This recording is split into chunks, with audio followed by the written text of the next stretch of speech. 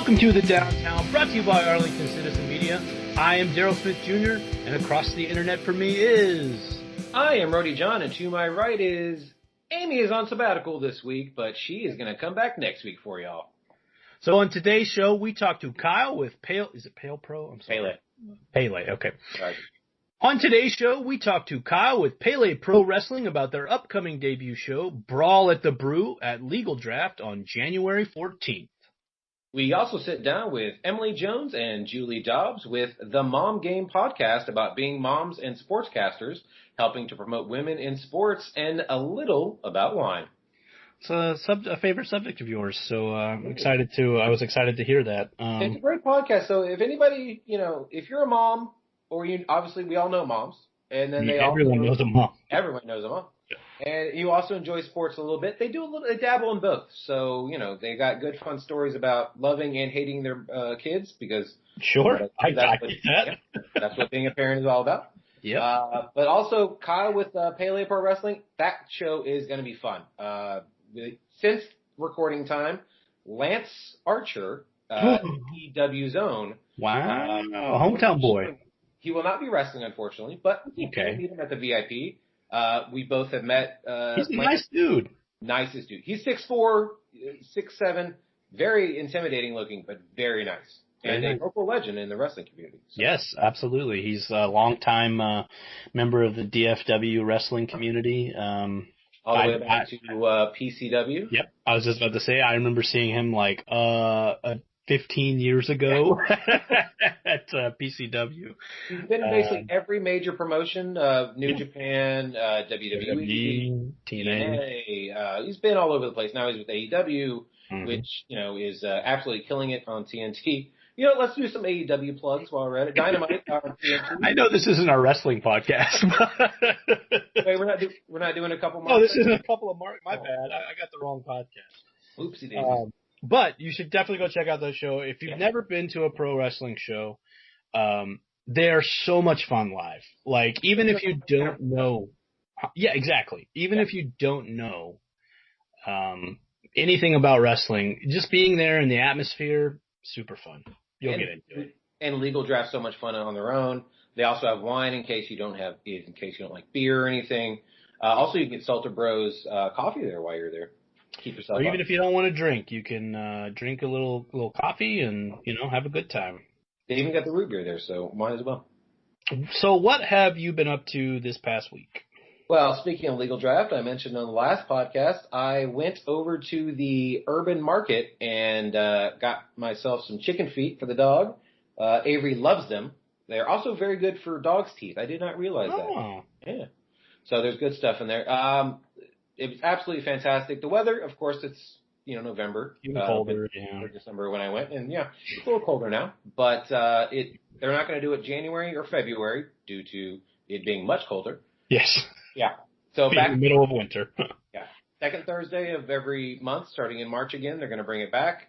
Absolutely wonderful. Get yourself some artwork. You can get some stuff for your dogs. Get some, good granola stuff. There's stuff for everybody, really. Well, and then you can also make a whole day of it, right? You can go to Urban Union. You can eat at Cartel. You can eat at Cane Russo. You could eat at Ortato. You could have a drink at if you have a drink at Cartel. You could just make a whole day of it. A whole Urban Union is, like we talk about all the time. It is kind of the premier destination in Arlington nightlife. Yeah. Also, it's on a Thursday, so in case you got to work during the day, you know what? Union Works is right there, so you can do some work there. Boom, got everything figured out. Everything you need, right? You can, and then you know what? You want to go throw some axes? You can do that too. You can just let off some steam. Who doesn't want to do it? They also have I believe they're going to try to open this month. Probably next month is going to be the fitness place at the end of the Union Works there. So Urban Union. So that'll be fun. It will Hopefully be fun. Next month. They're still trying to figure things out and doing construction and finishing things up. So. But that's another cool thing to kind of diversify that area. And that's one of the things that we, I'm sure we've talked about for the past 2 years that we've been doing this podcast, and how cool that area is and how much different things there are to do. When I go down there, it could be for any number of things. I could be going to take a class at Catalyst. My wife has actually taken several classes at Catalyst. She's got to go tomorrow actually to do charcuterie board. Charcuterie, yeah. Yes, that's what I meant. You obviously know I don't know much about that, but it's a bunch of meat and cheese and nuts, and it's delicious. So. That's what I know about it. I don't know how to say it, but I can eat it. Yeah, you can do all that. You can go to Wild West Comics. All kinds of stuff down there. And I imagine only going to get better. I think they're expanding pretty soon. Oh, they're not done. Yeah, with obviously, I think with everything that's happened this year, it slowed down a little bit. But probably next year, they're most definitely going to be working on expanding it along the railroad track. Yep. And then they're going to find a way to go probably over, I doubt under, the railroad track, so we can start connecting over and walking safely over to Division and not drunkenly stumbling over those railroad tracks like we've both done before. But yeah, it's good. Speaking of Cane Russo, I actually went to Cane Russo. Hey, did you? Okay. I didn't go to. We went and picked it up and brought it home. But still delicious stuff. Always good. I didn't know this, but they have a dog rescue that they help. Some of the profits from the pizza places actually go to help the dogs. Really? Yeah, it's really nice. I like that. Yeah, I like it too. We got to drop a card off there next time. I definitely walked past it going to the market, but I did not. That patio looks fantastic, though. It does. We parked right outside of it, and I can't wait for a little nicer weather. It's not quite patio weather anymore. But March, April, hopefully with all COVID, vaccines coming out, maybe COVID will be, tamping down, and we'll have a little more time to hang out and just refresh. Yeah. And that feels like a good place the Urban Union itself feels like a good place to reset for 2021. It really is, yeah. Let's all wish for a better and more promising new year and enjoy it with our family, friends, and local businesses. Yes.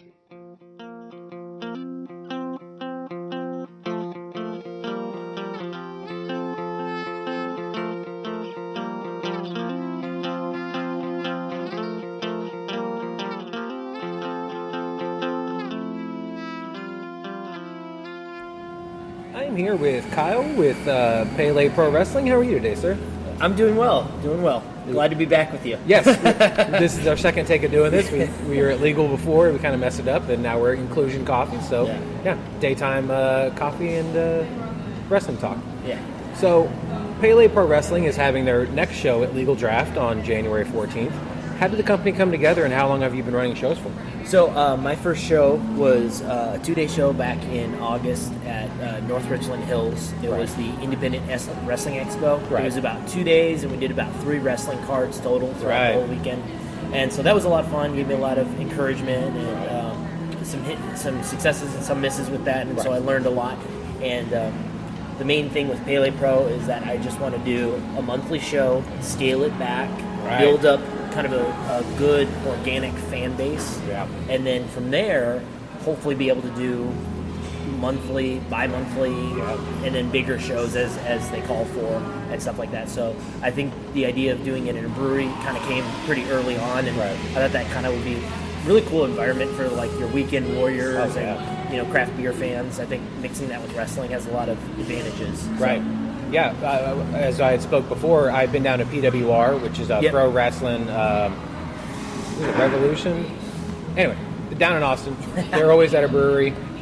Tickets are free, but you got to pay for the beer. But the show is absolutely amazing. Yeah. So anything from it's like a live action. I mean, obviously all pro wrestling is live action, but it was like a giant play because you had the pro wrestling, and then you also had the kind of comedy stuff, and you had like the big.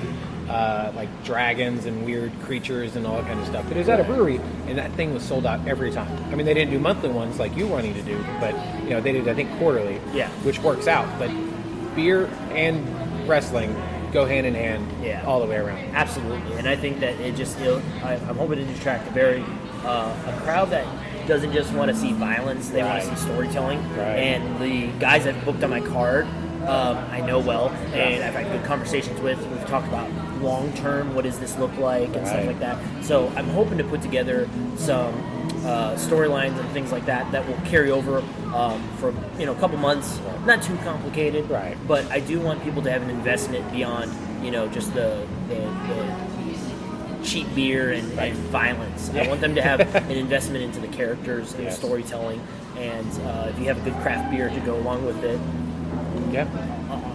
more power to you. Yeah, and Legal does great with their beers. So Absolutely. They just got a new brewer over there, so him and the one they had before working really well together. I think they're going to start having more different kinds. I think they're trying to get all the staples down, and then after that they'll just start doing all the fun stuff. So I will say this, though. After our first podcast, I got to talk to them, Ashley over there. Yeah. She's one of the managers. Ashley's great. And we were just BSing around about some different things that are coming for January 14th. Right. And one of the things I asked about was like, is there any way we can do like buy a case of beer and just maybe name it something? Right. So we might have like our wrestling beer. We might have like a specific beer for the event, which would be kind of cool. So there's more to come with that. Maybe by the time this drops, there'll be some more information. Ooh, that'd be awesome. Have some cool ideas with that. I think people are really get into. Good. Yeah, I know I've been working with Kelly to try to get our own beer over there. So okay, cool. Fingers crossed it's January, but I think I'm sitting down with her next week, so hopefully we'll figure something out. Very cool. So how did the name Pele Pro Wrestling come about? So basically, I was just thinking about branding and everything. I'm a Christian, and I was just reading my New Testament. Was in Ephesians, and there's a famous passage in Ephesians 6 that says, "We do not wrestle against flesh and blood, but against the principalities and heirs of darkness." And I just looked up what that word "wrestle" was. The verbiage and all that different stuff. Turns out it's this word Pele, which coincidentally is also what they, in some ways, called the like what we think of as Greek wrestling. That was a interchangeable term for it. It wasn't consistently used, but it was somewhat used. So if you just look up Pele with the little hyphen above the E, you'll find all of this information. So I just thought that'd be really cool, and it's a what I wanted to avoid was something like world-class champion wrestling of Dallas. Like I wanted to avoid something that was very generic and tired out. Not that those things were bad in the day, but I just think with the way the world is right now, a lot of the successful wrestling companies I've seen have tried something different. Black Label Pro, Warrior Wrestling, Game Changer. They're just different brand names that kind of they tell you what they do, but they're also kind of pungent. They have kind of a different feeling to them. So I really wanted to kind of get something that encapsulated that. Plus, people chanting Pele is going to sound awesome. Well, that's true. We were talking in the last show. One of the ideas I had, I'll repeat it, was I was thinking about doing American Strong Style. Oh, that's right. And just so people could go ass. But you're right. If the crowd's chanting Pele, that might work. Yeah, it sounds awesome. They might confuse it with the soccer crowd, but that's okay too. I thought that too. I was like, he's just a big soccer fan or football fan. And then... it was funny because I was just listening to one of our wrestlers, Icon Lee, was doing a podcast with Shining Wizards, I think is the name of it, and they were calling it Pale Pro, and it's like it's like honestly, I know that's going to happen, and I just said it doesn't matter. The whole thing is it stands out enough that I think it's kind of like a fishing lure. It doesn't matter that it's different. It matters that it attracts you. Exactly. So even if it is pale, the people just think they're going to see a bunch of gingers wrestle, and a lot of people are into that. There you go. So very nice. People. What can people look forward to on January 14th at Brawl at the Brew?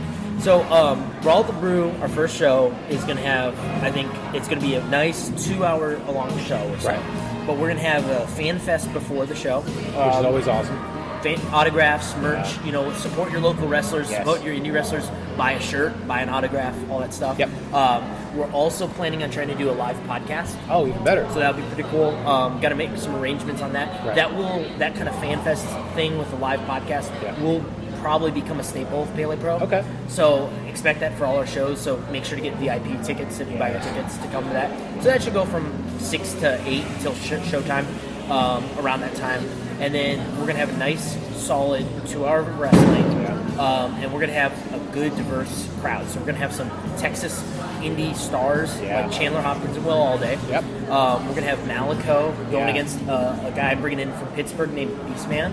That's going to be a great marquee kind of match. I showed somebody the flyer yesterday, and they were like, I don't know who that guy is, but I like that bear guy. And that's it's great. I'm so excited. But because it's like the whole thing for me was one thing I'm trying to do to separate Pele Pro from any other promotion in Texas. Not that they're doing anything wrong. Is I want to be platform from guys outside of Texas to get some name exposure within the state. And so I've got, I think, at least 6 guys coming from out of state. I've got 1 guy from California, 3 guys from Ohio, 2 guys from Pittsburgh, 1 guy from Wisconsin, and then I've got a couple guys from like Oklahoma and stuff. But as far as, definitely out of the region, I've got 6 or 7 guys that are going to bring their talents to Texas, and I think people are going to be really excited. And hopefully, I want to bring them back as much as possible. Obviously, and I want to be. This kind of goes into the desire of what I want Pele to be. Is I want it to be a spot for people to get exposure within the state of Texas. Yes. And maybe we're not the biggest brand, maybe we're not the best brand, but I want to be a spot where, I don't want to drive all the way up to New Jersey to see this guy, but he's coming to Texas next month. Exactly. So. Yeah, I mean, VIP does a great job with some of that. Absolutely. I mean, they tend to lean a little more toward wanting the bigger guys that were in WWE or Impact or whoever. Yeah.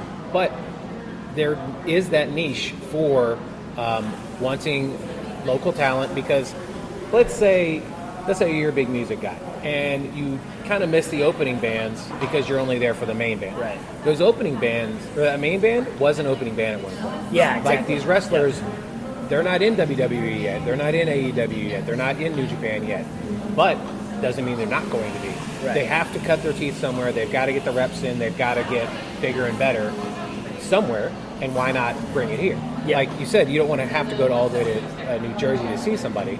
So, like, I've been the last 11 WrestleManias. Obviously, this one I missed. Yeah. Because I'm not on the Performance Center list yet. But that was the deal. Like, that weekend, there's at least 15 shows. So, if you wanted to, you could see guys like, oh, okay, he's going to be at this show. Oh, he's going to be at this show. Oh, he's going to be at this show. So, you have options. So now, if everyone comes to one show, you don't have to worry about like, oh, maybe I'll go see them WrestleMania weekend, or if I have to be traveling or something. Nope, they're all going to come here for you. Yeah, and that's a big goal for me. I did in between our first interview and this one, I was talking to Wrestling Society podcast, and they asked me, what is your 5-year goal for Pele Pro? And I can't really give I don't want to give out too much information and stuff like that. But I would say in general, I want to capture a feeling I had back in 2004, 2005, 2006, which was, at that time, I was very fortunate that right as soon as I got into wrestling, I discovered Ring of Honor in 2004, 2005, 2006. And those are, if there was any time period where I'm like, can I be part of that? Can I be backstage working that and just see young Bryan Danielson, Samoa Joe, CM Punk, all those guys? I remember watching, I have the DVDs of them. I have a lot of those too. Yeah, and so I would like Pele Pro to be something like that. I'm not going to be responsible for building. I want to be part of helping build stars, but I'm not. They are their own stars. Oh, of course. So all of those guys built up their names elsewhere and different places, and Ring of Honor was just like a consistent place for them to work. That's what I would like to be. I want guys like Icon Lee, who's coming in from Cincinnati. I want people to come to my show, see him, and then 5 years later, when he gets signed to WWE, oh yeah, I saw him at this brewery, and it was a great show, and he was really good, and I knew he was going to be good. That feeling is what I want. I want to be. I don't want to say the minor league of wrestling, because that maybe some people will take that the wrong way. But I want to be a spot where it's like I got to see him before he was a star. I got to shake hands with him. I got to have a beer with him. And all the guys I've booked are guys that are going to, as soon as they get out of the ring, they're going to go change, come out, and have a beer. So you get to interact and hang out and be with them. And I want that feeling for people. I want people to have that feeling of, oh yeah, I got to talk with that guy. He was super cool. And then 5 years later, I'm super excited for him. Yeah, so VIP I mentioned a moment ago. Keith Lee, I met at one of his shows, or one of their shows before, obviously. He was the VIP champion. Absolutely could not have been a nicer guy. He's also, if you listen to the Cole Cabana podcast, he's a giant nerd. He likes building computers and all that kind of stuff. But then also, Ember Moon, I saw her when she was down at Anarchy, down in Austin. And she was killing it. And I ended up seeing another. I was like, wait a minute, that is Athena. That's the same girl that I saw before. So there is that smallness, but they at some point will get bigger, especially if they've got the talent and the drive. There's no doubt about it. So you did mention some of the talents: Young Gun, Chandler Hopkins, Will Allday, Malico, just to name a few. As we mentioned before, we talked before, you have somebody who has been kind of killing it in Mexico. Yes. Tell me about who I'm talking about, and then also who else we can look forward to. So we're going to be bringing in Sam Adonis, right. Famous from his time in CMLL. Right, which is the oldest wrestling company in the world, for some people don't know that. And he was, I think I said this last time, I respect MJF. I respect guys that can get heat nowadays. Just coming out. Now, they don't even say anything. Right. Yeah. If you haven't seen Sam Adonis doing his Donald Trump gimmick in Mexico, you don't understand what heat is. This guy was getting legit death threats. Right. And you had people almost jumping the barricades to strangle him. Right. You need to look it up. He got a mini documentary from Vice TV made about him. Oh, I mean, it was just you can look it all up. Sam Adonis documentary or whatever. He knows what he's doing. Him and his manager MK Bandit, hoping to bring him down to Texas too. But Sam Adonis is a talent. Yeah. He's of all the guys that are probably right there that a contract could be signed at any moment. Right. It's probably him. I think he has a little bit of a tie with a big company, but I'm not going to mention who. But. He doesn't like being mentioned, but I don't think most people know he's Corey Graves' brother, right? Younger brother.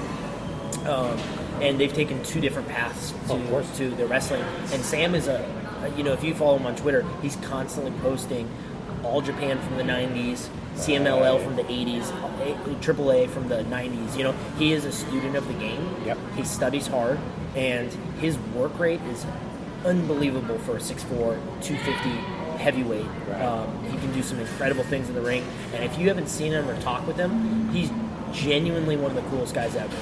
So I got to have dinner with him and his girlfriend, Ray Lynn, a few weeks ago in Pittsburgh. Yeah. Great people. Right. Very excited to bring him, and he's going to go against Oski Palomino, WCW, veteran from back in the day, and he's a quality talent. Most people know him from doing the Lucha Taco Libre. Oh yeah. He puts that together. Oh, does he? Yeah. Gotcha. So that's kind of his big name. Yeah, Taco Libre, for some people who don't know, is this big.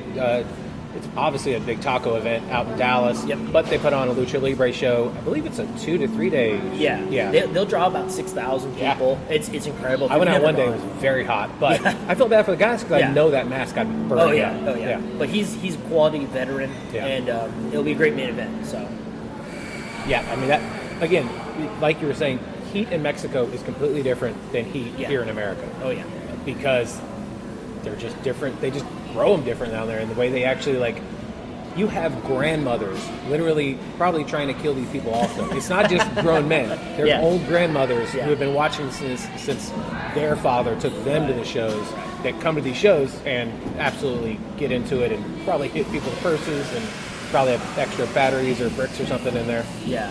They'll throw a little maize corn at them and stuff. Yeah, it's great. If you've never seen it, it's great. But he's a great talent. Very excited. He's going to be a regular of mine. Good. So if you don't get to see him this first time, he'll be back in Texas. But he's a quality worker, quality talent. Right. And again, right in the mold of people I want. Right. This might be your last year to see him on the indie scenes. Yeah, I was just thinking that. You know what I mean? Yeah, makes sense.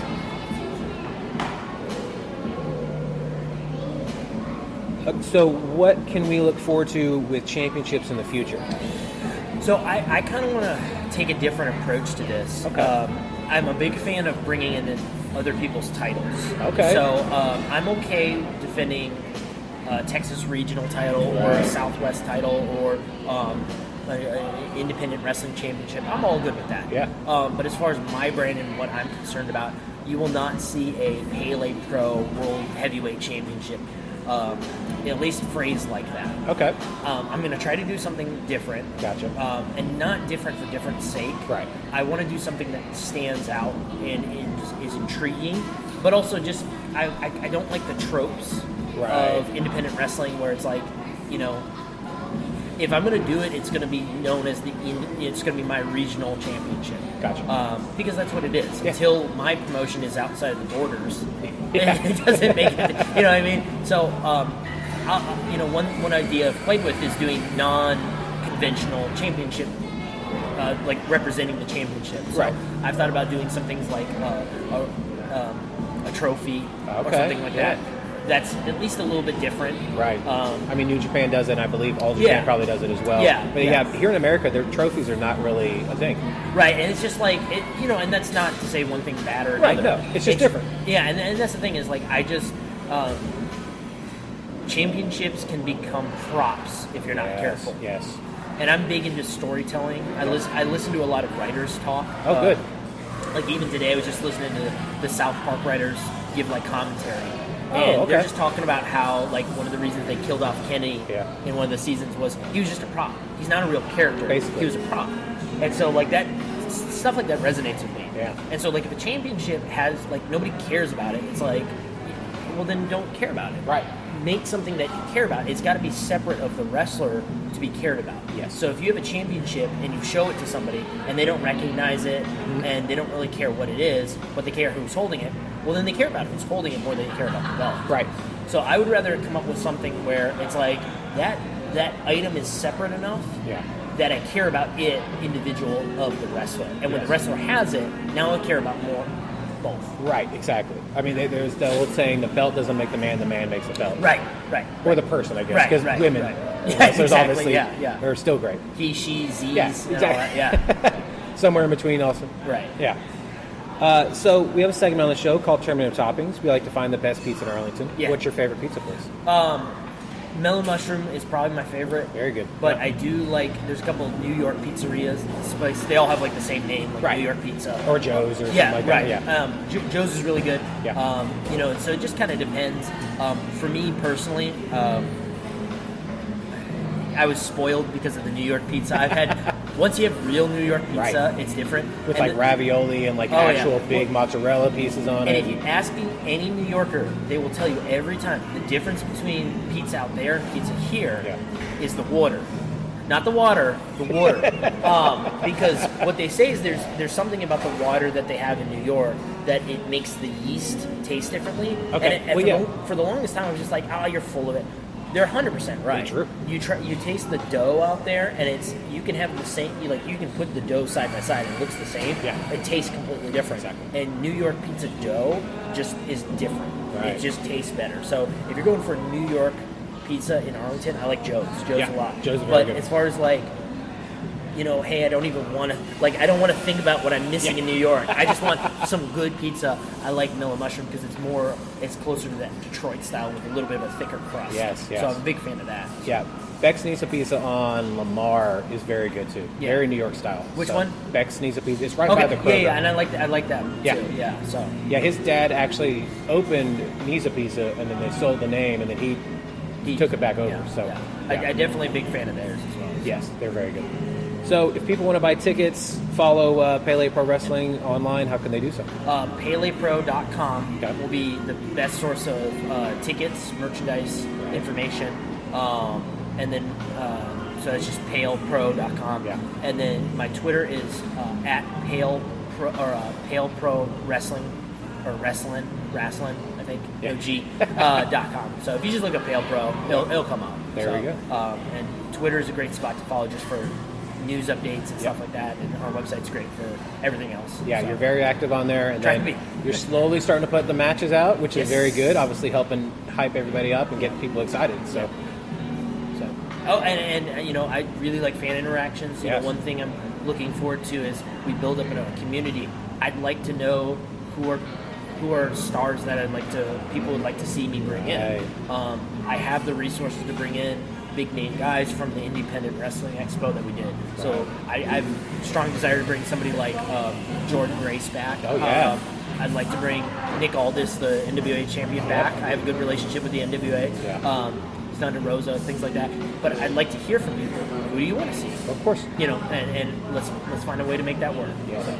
I'm never going to say no to seeing Nick Aldis live again. Yeah. I was at All In, and he was there. Thunder Rosa, I love telling the story. I saw her at I think it was DFW Pro Show. Yeah. She passed by me. I said, "Great match." She squeezed my arm. I was like a 5-year-old boy. I was so excited. She's great. Yeah, she's super cool. So, Kyle, I look forward to being at Pele Pro Wrestling, and then monthly, you'll see me there. So. Yeah, awesome. All right. Yeah, make sure to come by, guys. I will.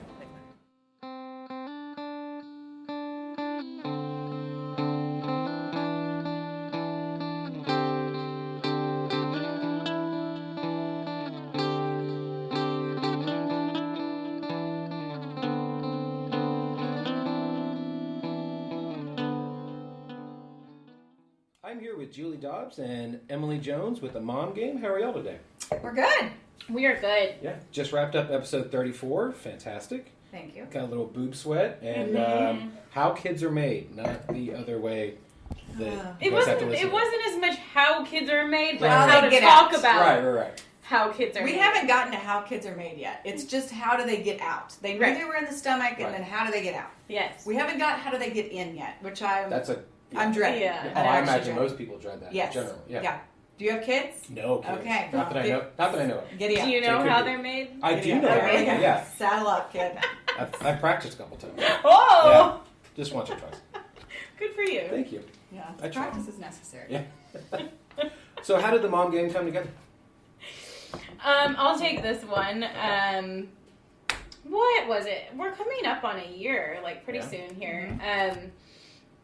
So I work at the Ticket, and after getting into radio for a while, and like every day sitting there surrounded by dudes talking about dude things and sports and dad stuff and whatever, I felt like there was some sort of need for something female focused, mom focused even. And I wanted to do something that could kind of be what the Ticket is, and it's not like a big giant radio monster, but just something for women. Exactly. I know there's a lot of women that listen to the station, and anyway, so I just had this kind of brainchild, and also obviously just wanting to like do something fun and different in my career as well. And I told Emily from the beginning I wanted to do this with her. It wasn't that I wanted to do this and I was just going to find somebody. I know Emily really well. I know she was writing like a blog here and there, and it was always really funny and entertaining. And then just on Twitter, I was like, this girl's got a lot to say, and she is funny and entertaining. And so I kind of went out on a limb and reached out to her to see if she'd be interested. And thank God she was. And it's been so fun, and it's been a fun outlet, I think, for me personally, and both of us, just to talk about the day-to-day things going on in our life. And we've gotten a really good response from people that are into it, that said that they needed something like this, and they're so glad to have us. So it's been really fun. Yeah, and I originally told her, I was like, I don't have time for this. I don't think it's like, I don't know. I mean, and I told her, I was like, I've got a lot of stuff going on. I'm going to need you to be kind of the driving force. Yeah. And now I look back and I'm like, I'm so thankful that she chose me for this idea that she had, because it's been so much fun, and it's been such a good outlet. It's like, for her, she does the tickers and she chimes in every once in a while on the Ticket, more so now than she used to. Right. But like for me, my stuff comes in 90-second increments on television, and so for me to be able to, show more of my personality, and it's just, we just have fun. I mean, we have a glass of wine and we catch up, and we talk about, there is a large demographic of people who are into, of females who are into sports, and then there's a large demographic of men who want to hear the opinions of women and the thoughts of women on parenting, on sports. And I think that it's kind of a little niche, like Julie said, that really wasn't being filled at the time. Right. But yeah, like you said, we have those, the men are in fact the host, but you have women driving the show. Like The Herd, yes, it's about The Herd, but you have Joy Taylor driving the show. And then was it First Take? You've got, everyone tunes in to see what Stephen A. Smith's going to mouth off about. But you've got Charlie Caruso running the shit. Like, you've got to have that person. Right.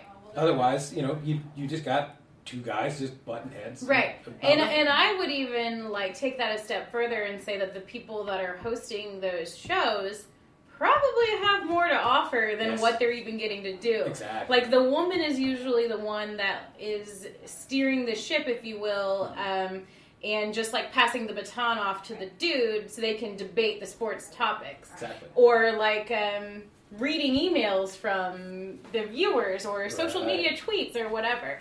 And I bet if you had a show with all three of those girls that are the traffic cop, if you will, it'd be a really good show. Oh, yes. Right? So that's kind of what I think we were wanting to do here, is to take that concept further, because we do have our day jobs where we do, we have our roles. Right. And Emily, I think you're very involved in the Rangers broadcast, more so than maybe like you give yourself credit for, or I even am if we're comparing it to Tickers.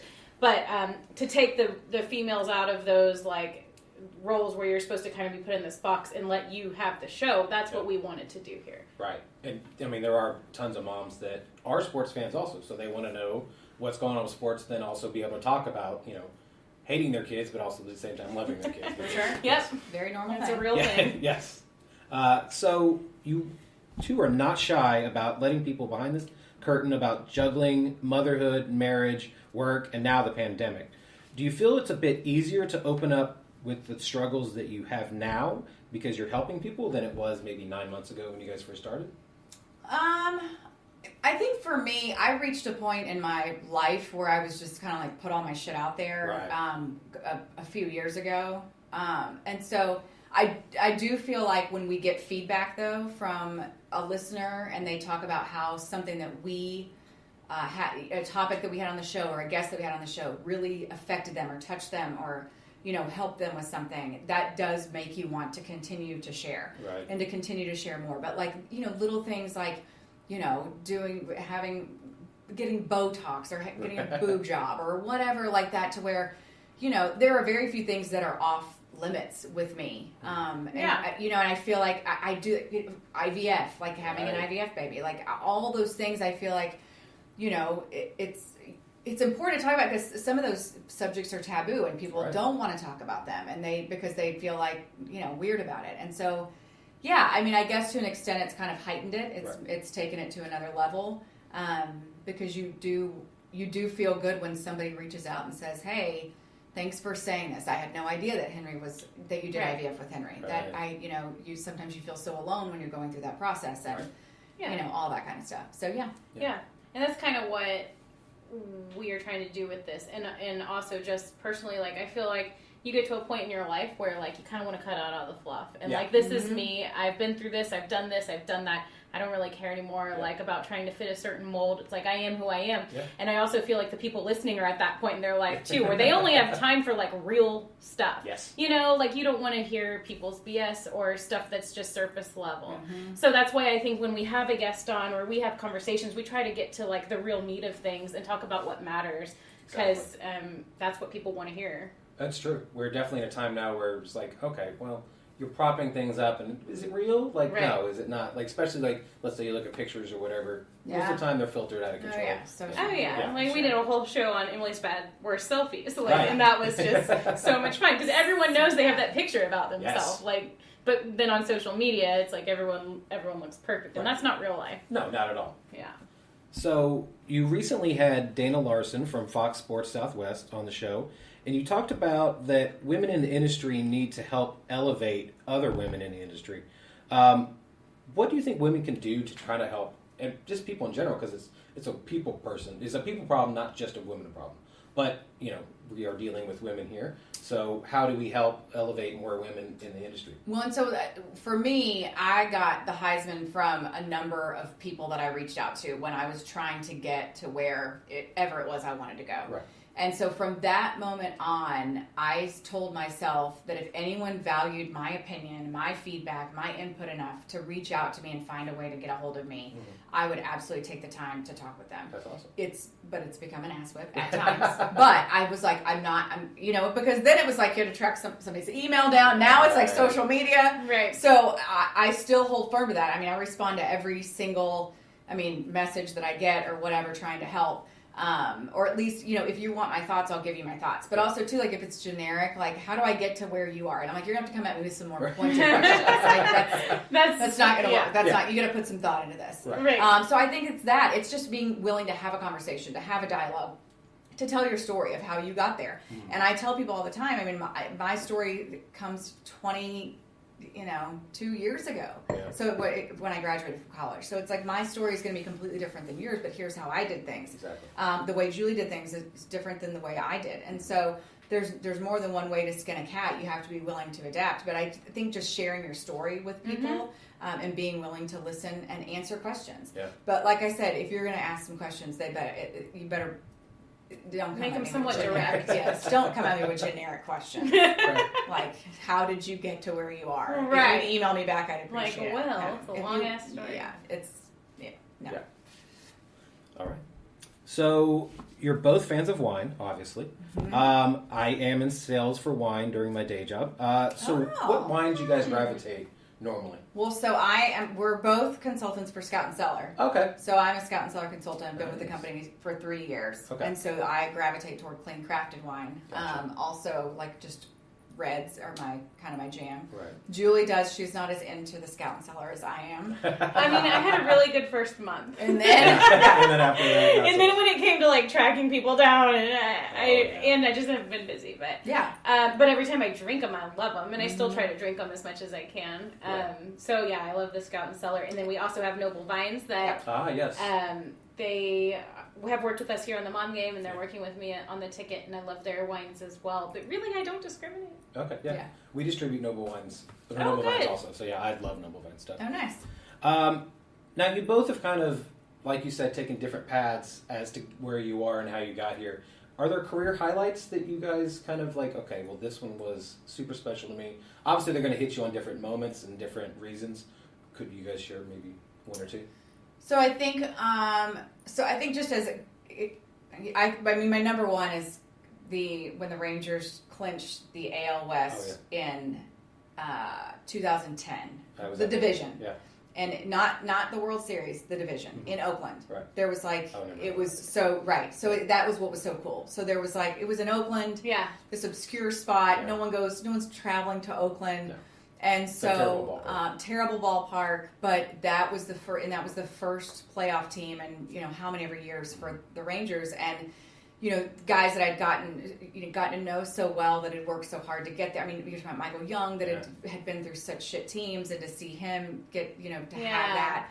So that first playoff clinching moment for this franchise was epic, and it was front office, players, staff, media, everybody went. They rented out this bar in San Francisco, and we took the place over, played beer pong, and everybody just celebrated. And it was like, and they always say there's no time like the first time, and that would never happen again. Right. It was a different time. It's been such a long time coming. Right, you know what I mean? And it was just like I said, it was front office, staff, everybody was there, and everybody was celebrating, and it was just such a cool. And so while you wanted to be at home in front of the fans, there was a coolness to being in that little circle that got to celebrate that moment. Right. And then for me, probably personally, getting to MC Adrian's Hall of Fame induction, number retirement for the Rangers, that to me was really special, just because I love him so much, and I consider him such a good friend, and to be able to kind of have that moment in time and to be part of that ceremony was super cool. Yeah. Mine would probably most be covering the Dallas Stars. Mm-hmm. And it was kind of at that point in my career when I was going through chemo, and I got to cover the Stars, and I remember like just so much was going on in my world, but I got the chance to cover some playoff games while I was going through chemo, and I was in a wig and things like that. The Stars were in the playoffs. I was like, I'm not missing this, but I was actually filling in. I think it was for Marty Turga, who was like the pre and post game reporter at that time. Yeah. I got to fill in, and it was just a really cool experience, because that was my first time doing pre and post game, and then I got to do it for a couple more years. But that's something that will stand out. I think it was 2015. Just in the same thing, just like when you're around a team for so long, one way or another, whether you're a wife or you're a reporter, or whatever it is, and you get to know the players, and then you get to finally see them have some success. It's just something you'll never forget, and that's why when the Stars were in the bubble recently and went all the way to the damn Stanley Cup final, it was like killing me, because I was just at home like drinking alone, watching by myself, and it was like, oh my gosh, how much fun would this be if they were in Dallas right now? But for me, that's probably what would stand out. I did get to cover some Rangers too, and I remember one particular post-game interviewing Josh Hamilton after the Rangers beat the Red Sox at home, and it's like what Emily gets to do all the time, but it was just cool being in that ballpark. It's like the magnitude of it just feels really huge. So those are a couple of things, I guess, that stand out. No Gatorade bath for you, though. No. That's reserved for M. Yes. So we have a segment on the show called Tournament of Toppings. We're trying to find the best pizza in Arlington. Oh. You spent some more time in Arlington than Julie probably has. Yeah. Do you have a favorite pizza place in Arlington? Or for Julie, wherever you live as well. Yeah. No, I'm trying to think if I've had pizza in Arlington. Oh, okay. Probably only if it's like brought to the locker room. Yes, that's true. But no, I don't know. Ballpark pizza's not good. I've tried it. No, you're absolutely correct. No, I can't remember the name of the place that I've been the last few weeks. It's over. It may be in Grand Prairie. It may be too far east. But no, I can't think of a pizza place in Arlington. Okay. Well, we can give you some lists. Yes, please. For that And well, then what pizza places do you go to? Because you're in Fort Worth, right? Yes. So, Mama's Pizza is a big favorite with the kids. Campisi's is another one. And then we just recently tried E. Fratelli. Oh, I've heard it. I haven't had it yet. Yeah, and it's good It's too. good. Okay. Yeah, it's good. What pizza places do you guys? I have to have gluten-free. Oh, there's other Gluten-free pizza. It sucks. Yeah, it sucks. I don't judge against like a Domino's. I really don't. And especially because they have good gluten-free. There's a Fireside Pies near us. Oh, right. It's really good. Our old house, it was like actually just right behind our house. You go through the alley and then we're at Fireside Pies, so we could smell it like every day. Yeah, so that's a good one too. There's a new place in my neighborhood, just to give a shout out, Vector Brewing. They're brand new in like Highlands, and they have delicious pizzas, and also obviously it's a brewery. Right. So yeah. Well, there we go. Obviously. So if people wanted to check out the Mom Game and follow you guys on social media, how can they do so? There's a lot of places. Yeah. So personally, I'm at Julie Ann Dobbs. She's something At Emily Jones McCoy. Or Emily Jones 1977 on Instagram. 1977 on Instagram. And then our Mom Game show has our own channels at the Mom Game Pod on Twitter and Instagram. I think we've changed it to that. Okay. Streamlined. We streamlined it. Yep. Facebook, I think it's the Mom Game. So we're trying really hard to build. It's a lot of work. Believe me. Managing all the different channels, and we have somebody that's helping us with that, thankfully. But we're still doing a lot of it too. So it's been good. But yes, follow us. Yes. Follow us and Give follow us feedback. Vocal Media, Vocal Now. They've been so kind enough to give us this platform. Yes. And they're our great partners. So follow us. Yeah. Everybody, join us on the fun. Yeah. Yes. Give us feedback. Yeah, it's a lot of fun. I love the show too. So I was Thanks. lucky to actually come in and watch it live today. Yes. Yeah, Apologies for all of our content, all of our topics. Could be way worse. I promise you. But that's the thing. We're glad when guys say they watch it or listen to it and enjoy what we're talking about too, because it's not supposed to be just for moms. Nope. We're not trying to isolate anybody with the name of our show. Right. But we try to talk about everything. Well, I appreciate your time, and hopefully we can do this again soon. No problem. Awesome. Thank you. Thank you.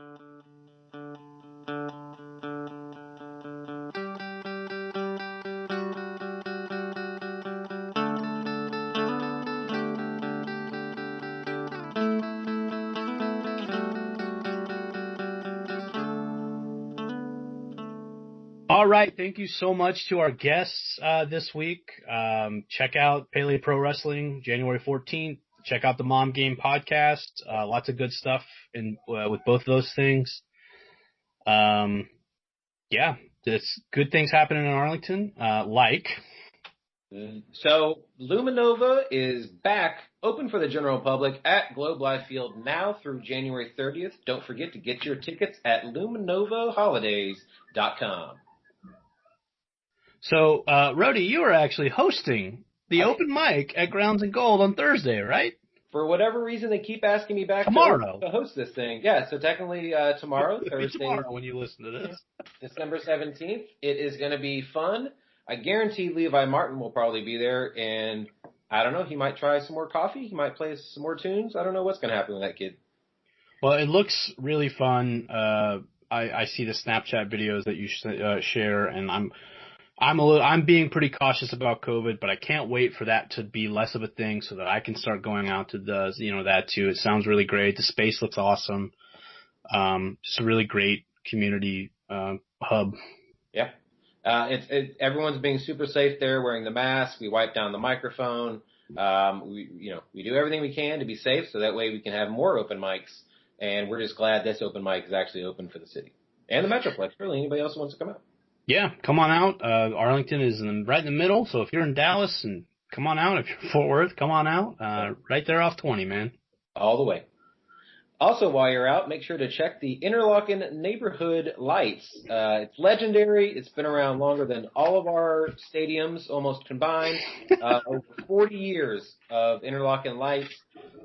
Just check out Interlochen. Check out our last, was it number 61? Yeah, episode 61. You can hear Ralph Sobel talk about the fun stuff that they do.